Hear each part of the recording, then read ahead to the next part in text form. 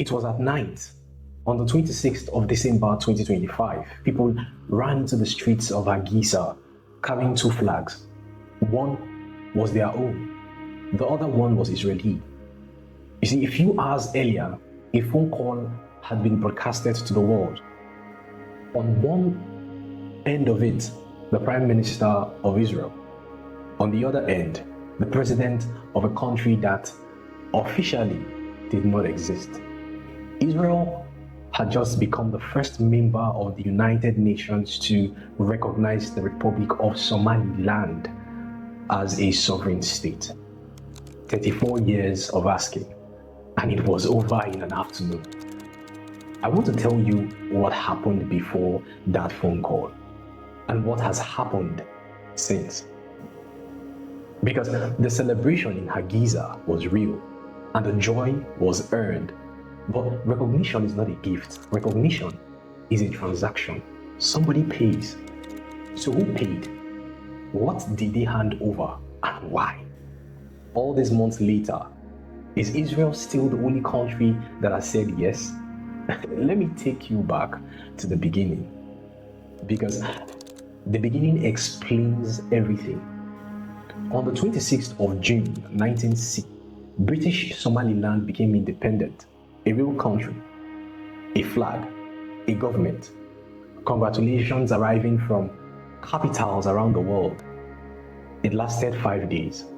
On the 1st of July, it joined with the Italian territory to the south, and two of them became the Somali Republic.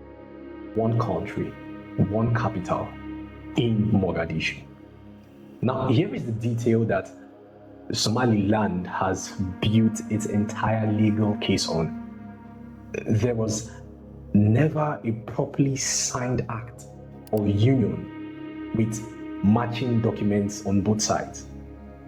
The two territories agreed in principle, celebrated, and then discovered the paperwork did not line up. And lawyers in Hargeisa have been pointing at that gap ever since. The argument is that Somaliland is not breaking away from anything. The argument is that they are walking out of a marriage that was never registered. You can either accept that argument or reject it, but you should know it exists, because it is the reason Somalilanders get irritated when you call them separatists. Then came 1988, and after 1988 there was no going back.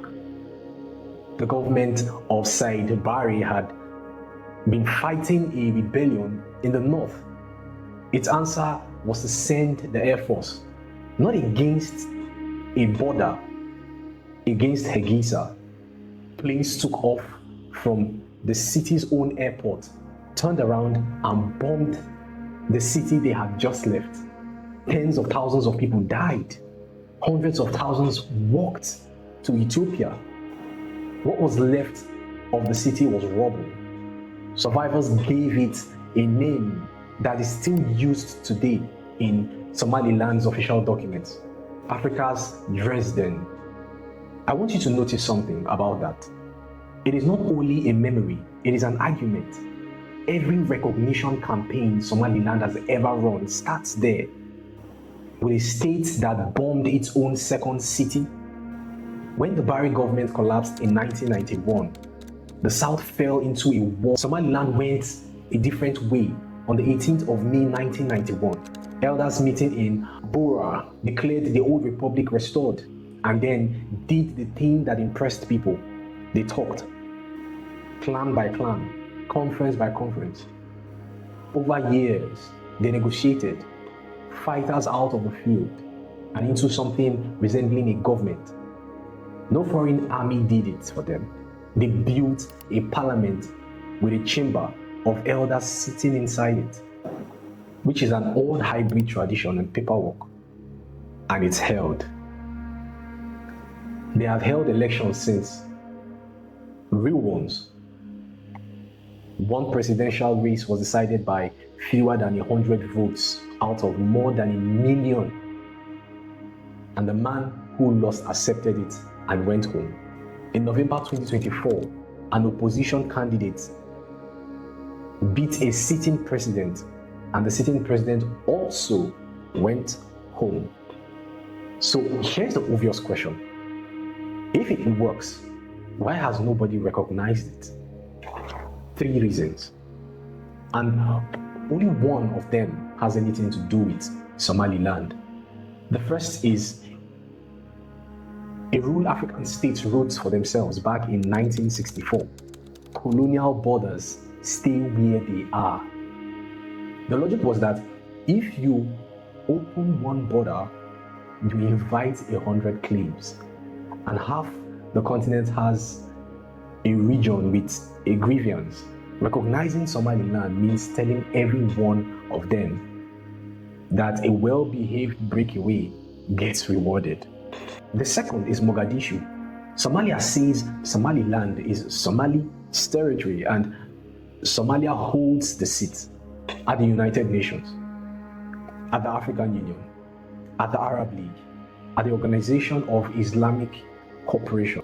Every one of those rooms take its cue from the recognized capital, and the recognized capital says no. The third reason is the queue. Nobody wants to go first.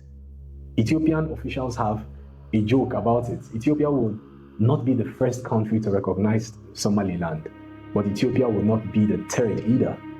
That joke is the whole problem in one line. It works like a bank run in reverse. Everybody is waiting for somebody else to move. So nobody moves. So for 34 years, Somaliland tried to be good enough. Elections, biometric voter, iris scans, and all. Coast guards patrol against pirates, quiet borders in a loud neighborhood. Being good enough did not work. Not once. Not one signature in 34 years. And that is where our story really starts. Because in 2024, Hargeisa stopped selling virtue and started selling property. Every unrecognized state eventually faces one question. What do you have that somebody powerful actually wants? Somaliland's answer is about 600 miles of coastline in the most fought-over water on the planet. Berbera sits on the Gulf of Eden, a short hop from the Bab el-Mandeb Strait that connects the Red Sea to the Indian Ocean. A huge share of the world trade squeezes through this gap. Directly across the water is Yemen. The port itself has been rebuilt by DP World and Dubai Company in an investment reported at over $400 million, with a new road running inland towards Ethiopia. Next to the port, the United Arab Emirates has a military facility approved by Somaliland's parliament back in 2007. And then there's a runway the Soviet Union built in 1970, built for bombers, and runs about 400 kilometers. NASA once had its own listed as an emergency landing site for the space shuttle. Today it can take heavy transport aircraft, fighter jets, and drones that stay up for a day at a time. Think about what that means for a moment. Somaliland is not asking anybody to come and build a runway. The runway is finished. A dead empire paid for it, and a Gulf monarchy renovated it. Hargeisa is selling something it did not build. The first buyer showed up, and that was on the 1st of January 2024. On that day, Somaliland's president at the time, Mr. Bihi, signed a memorandum of understanding with the Prime Minister of Ethiopia, Abiy Ahmed. Ethiopia has been landlocked since 1993 and moves almost all of its trade through Djibouti, which is expensive and makes Addis Ababa nervous. The reported terms were about 20 kilometers of coastline, leased for 50 years, commercial and naval. And in exchange, Ethiopia would consider recognizing Somaliland as a state. The full text was never published. Nobody outside those two governments had seen it. Remember that, because it becomes a pattern. Mogadishu reacted like a country that has been robbed. It called the memorandum an attack on its sovereignty. It expelled Ethiopian diplomats. It invited Egyptian troops in, which, if you know anything about Egypt and Ethiopia and the dam on the Nile, is about as pointed as a message as you can send. Turkey stepped in to calm it down in December 2024. Ethiopia and Somalia signed the Ankara Declaration, which reaffirmed Somalia's territorial integrity. The declaration did not mention the Somaliland's memorandum at all. It simply acted as though it was not there. So did the deal die? Not exactly. Ethiopia has never formally cancelled it. Somaliland says it still stands, and in the meantime, nothing has been leased. Nothing has been built, and Ethiopian cargo still goes out through Djibouti. Analysts describe the memorandum now as frozen. It sits there, useful to Addis Ababa as leverage, useless to Hargeisa as anything else. Read that again, because it is the first hand lesson in this story. Somaliland offered the biggest concession in its history, its coastline, and got back a maybe. Then the maybe was quietly negotiated away in a room in Ankara. And Somaliland was not in the room. And it did cost something. Djibouti, a neighbor and a rival sport, went cold. Mogadishu's campaign against recognition got sharper and better funded. And inside, people protested about a deal that had been made over their heads. The president who signed it lost an election. His successor, Abiy Rahman Mohammed Abdullahi, known to everybody as Hero, walked into the office and inherited the file. And the file was about to get very strange. In March 2025, the Financial Times reported that American officials had opened early contact with Somaliland.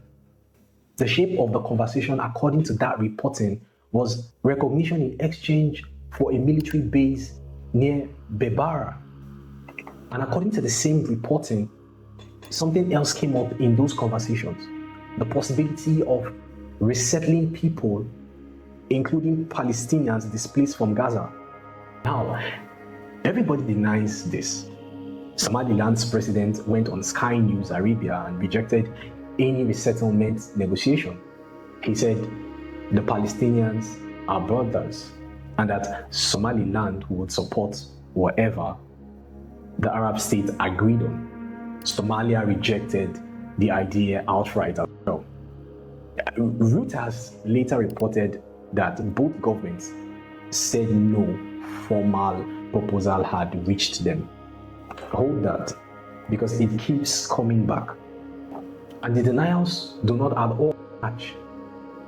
Meanwhile, watch what Mogadishu did next, because nobody in this story has clean hands.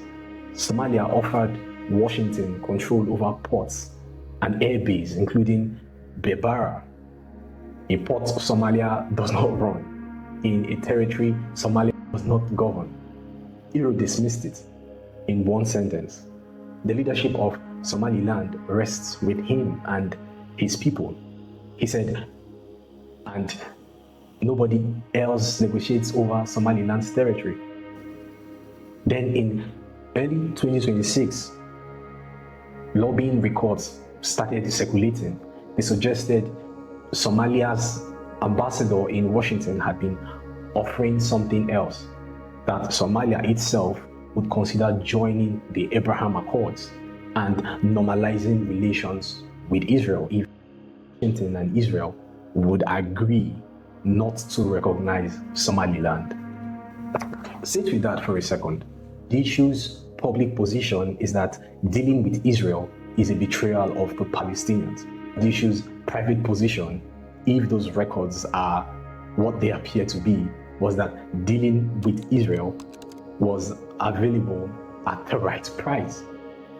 Somalia's government has not commented on them, and I should be straight with you. Those documents were reported by Somali outlets and circulated online.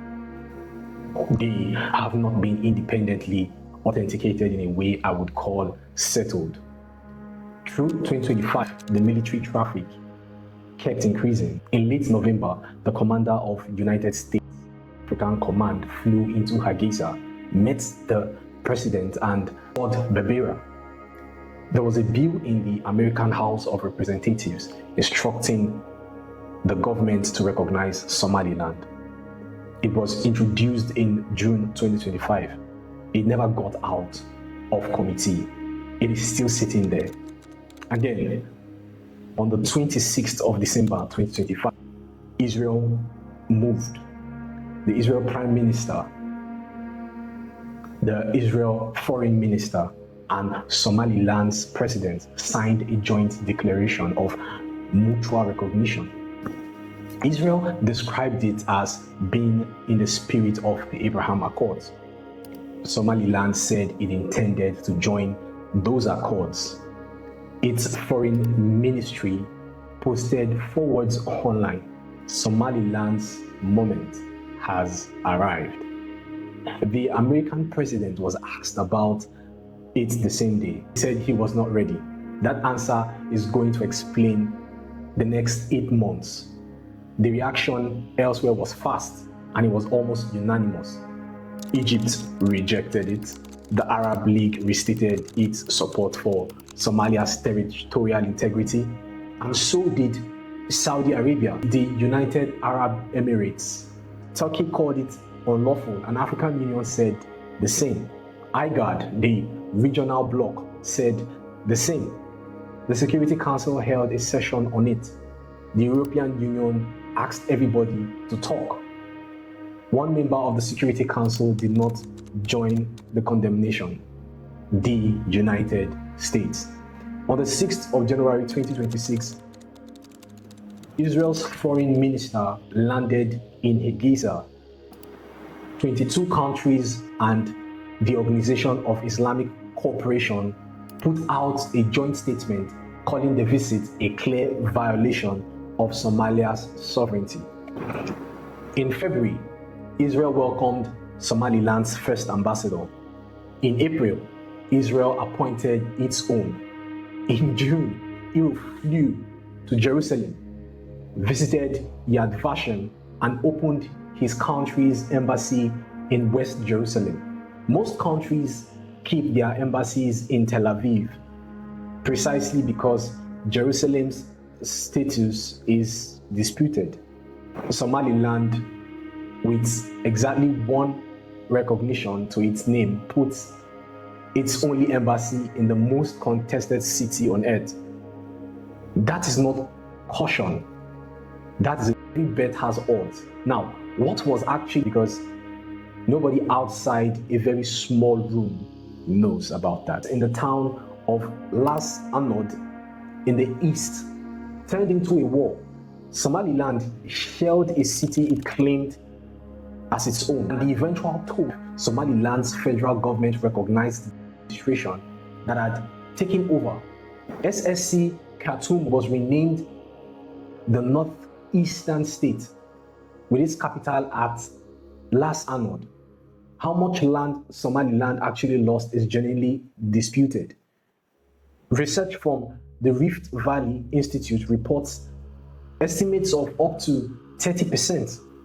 Somalia's president went on television and said Somaliland had accepted 3 conditions from Israel: resettlement of Palestinians, an Israeli military base on the Gulf of Aden, and membership of the Abraham Accords. Somaliland's foreign ministry called the first 2 claims false. It said the relationship was purely diplomatic and conducted in full respect of international law. Only the third one, the accords was ever confirmed by Hargeisa. So I am not going to tell you what is in that agreement because nobody outside a very small room knows what it was. What I can do is show you what the gamble has cost so far, and none of the parts is secret. Let's start with the land. In February 2023, protests from the town of Las Anod in East turned into a war. Somaliland shelled the city it claimed it owned. See, Amnesty International documented more than 100 people killed and more than 600 injured by April of that year alone. And eventually, the toll was said to be much brutal. A full federal military. On the 25th of August 2023, Somaliland's forces lost the base outside the city and pulled out. 2 years later, in April 2025, Somalia's federal government recognized the administration that had taken over, SSC Khartoum, as a full federal member state. In July 2025, it returned the northeastern states with its capital as Las Anod. How much land Somaliland actually lost its journey lane? Who is actually winning here? Let us go through the room. Israel picked up a Muslim majority partner on the Gulf of Eden at a moment when normalization talks with bigger countries had stalled, and it's picked up a diplomatic headline for a government under a lot of domestic pressure. It's paid with a signature. There have been persistent reports that Israel is negotiating an actual military facility at Berbera. Israel has not confirmed it. Somaliland denies it. Nobody has produced a document. The United Arab Emirates already had the port and the base and the runway. And its rival with Saudi Arabia over the southern Red Sea has been sharpening for years. Some reporting sourced to unnamed diplomats describe Abu Dhabi as the quiet broker between Hargeisa and Israel. Publicly, the Emirates backed Somalia's territorial integrity. Both things can be true at once, which is very Emirati. Ethiopia is holding a frozen memorandum it can turn whenever it needs leverage, whilst keeping true Djibouti exactly as before. It conceded nothing and lost nothing. Somalia lost the recognition fight and gained something arguably more useful, which is its grievance unites countries that do not agree as much. Turkey deepened its position as Mogadishu's protector. Egypt got another lever against Addis Ababa, and then there is the beneficiary nobody wants to name out loud. Analysts who study Al-Shabaab argue that 2024 Ethiopia's memorandum helped the group remain because it handed them a story about foreigners carving up Somaliland. Israel's recognition with resettlement allegations attached to it is as much better story than a port lease over was. That argument does not only measure, but it's being made by serious people. So what do I actually think happened? I do not think Somaliland sold out. I think Somaliland ran out of options. 34 years of doing everything correctly produced nothing.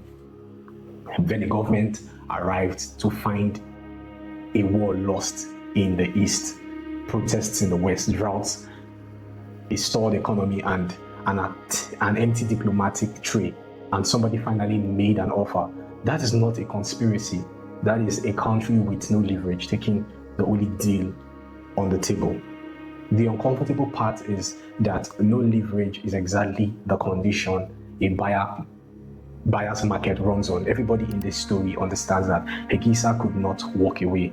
And when you cannot walk away, you are not negotiating, you are accepting. There are 3 questions I cannot answer, and I would rather say so than pretend.